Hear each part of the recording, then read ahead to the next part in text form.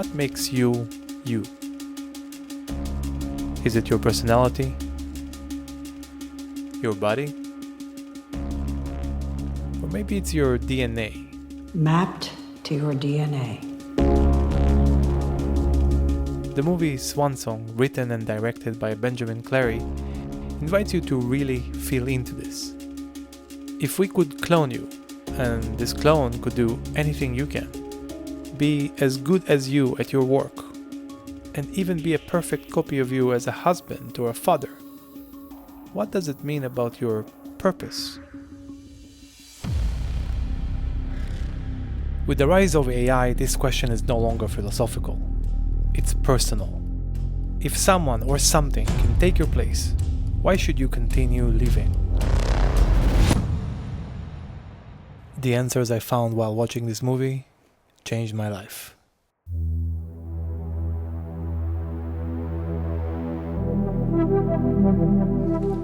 The world of Swan Song happens in the near future.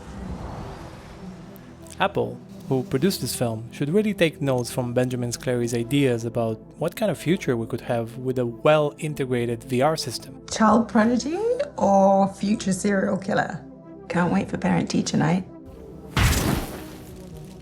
I don't know what kind of battery we need to invent to have those lenses, but damn, I want us to invent it. Like yesterday. But these tech ideas are only the background to the biggest idea of this movie. The ability to clone humans and transfer all the memories to the clone. This will be as common as a heart transplant within a few years. Cameron, the protagonist of this film, is seriously considering doing this because he is dying from a brain tumor. There's no way he gets this thing. We modified the relevant strands of his DNA to prevent that happening again. The idea of a clone is not a new concept in cinema. But Benjamin Clary's angle to this idea is different. The exploration here really opens the door for an internal self-reflection that can be easily compared to a medicinal psychedelic experience. Take a look at this scene where Cameron meets his clone for the first time. I don't know what to say here. I know you don't think I'm...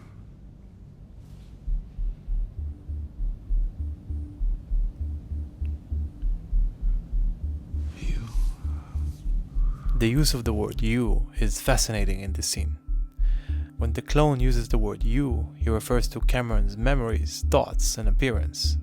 The clone is the exact copy of those, so on the surface, the clone is Cameron. But there is an aspect of Cameron that can't be duplicated. The experiencer. The aspect of Cameron that experiences his reality. The aspect of you who is currently watching this video, listening to the words I'm saying and the music underneath it. This aspect is your essence, the real you. No matter how exact the copy is, the moment they created another Cameron, they created another experiencer. There are two beings in this room. Two beings having a very different experience. You can see this realization hitting the clone just before he uses the word you. I know you don't think I'm...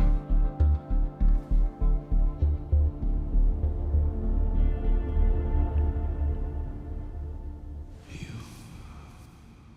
In your essence, you are the experiencer.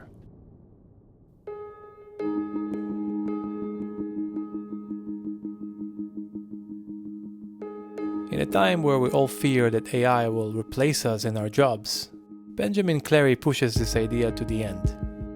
What if it's not only your job? What if everything you are can be replaced? I like to think in extremes like this because a lot of times it helps me to find hidden truths. I'm saving them for you.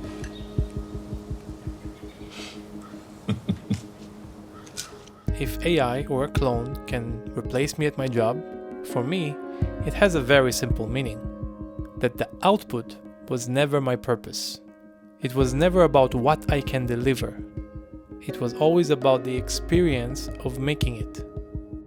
If you're a painter, your purpose is not delivering a painting. That AI can do very easily. Your purpose is your experience of creating that painting. The creative block, the internal journey, the failed attempts, the feeling of seeing it on paper after having it in your mind's eye for a while. This whole experience is your purpose. The painting is the result of the experience. It's nice when someone likes it, but it's really not the point. The point is to experience creation.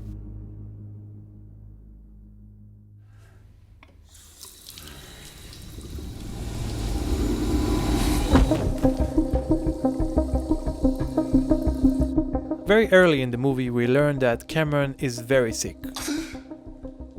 And he's hiding it from his partner, Poppy. If you ever hidden something from somebody, you know this feeling. The secret that is between you two won't allow for true connection and intimacy to exist. The field between you two starts to rotten. Your partner feels it, they don't even know what they're feeling, but whatever it is, it's not good. Being physically close in this case just makes things more painful. Listen, yeah.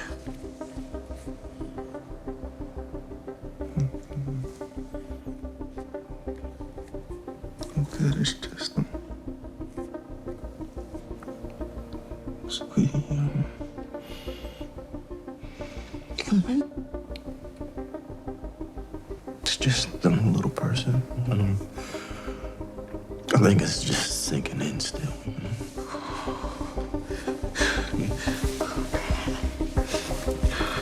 Cameron's experience is vastly different from what he portrays. His emotions, thoughts, and feelings are not acknowledged or shared with Poppy. As a result, his experiencer doesn't get to be seen. We're gonna be okay. Alright? Mm-hmm. One word describes perfectly what happens when you hide the experiencer.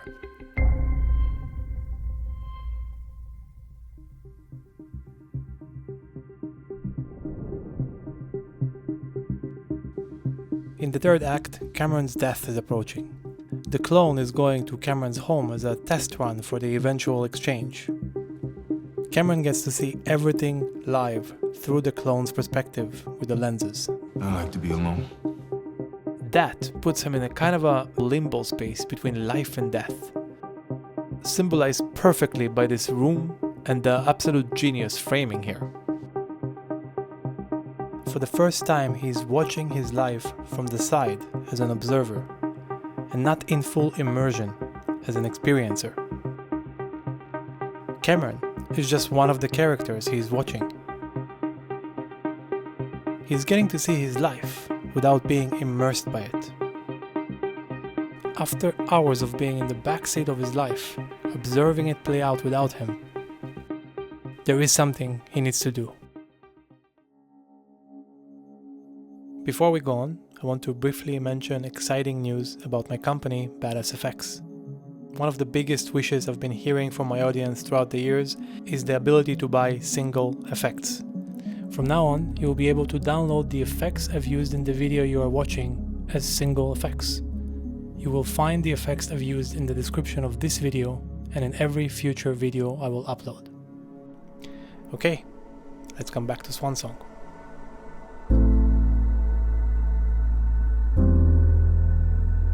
Cameron decides to sneak out of the facility and go back home. And since he is very sick, it's probably gonna be for the last time. And not only that, the clone is in his house, so he is risking destroying the whole plan. As Cameron enters, we get to experience it from his perspective. The perspective of someone who sees his house for the last time, knowing that his life is going to continue without him. This scene is able to invoke emotions that I never experienced. Imagining myself in his shoes, I feel a kind of longing for my life as it is. The never-ending dissatisfaction from the present moment just fades away. Now I see that my life was always perfect as it is. All the relationship challenges, the little moments that seem insignificant, all were just sweet and perfect. I just couldn't see it.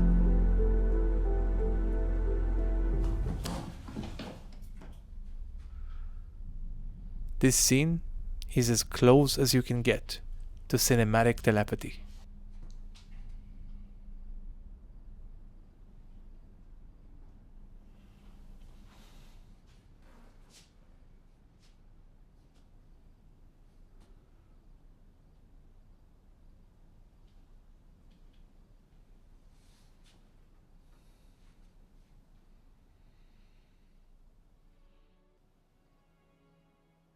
Do what you need to do.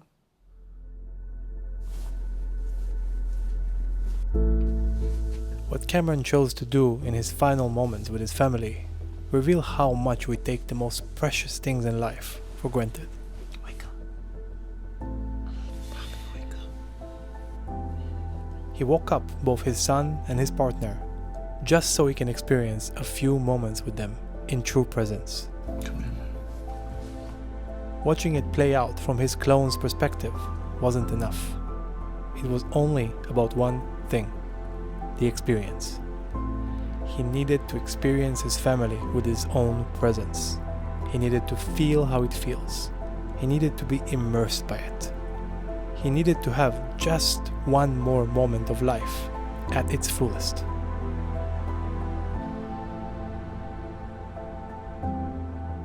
When was the last time you felt this way? For me, I get a similar feeling when I'm going for a long trip somewhere, and I know I won't see my partner for a long time. Or when I know that something I love is about to end. But do we need something to end for our experience to get deeper? I'll leave you with my favorite part of this movie, the end. Just before his death, Cameron gets a last video message from his clone. It's a good example of how you can turn a simple moment into a profound experience by simply deciding that this moment matters.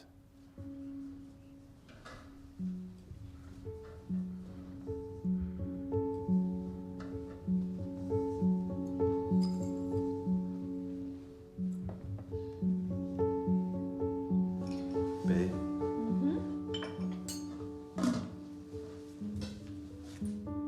Tell me you love me. I love you.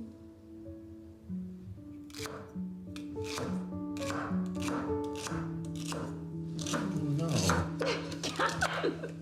What are you doing? I'm chopping stuff. For real, Pete. What? Look me in the eyes and tell me you love me. What are you doing? Just, come on, for real. I need to hear it. Okay.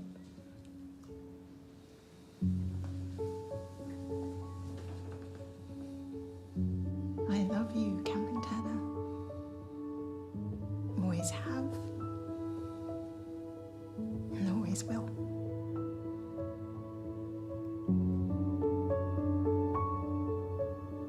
How's that? That was good.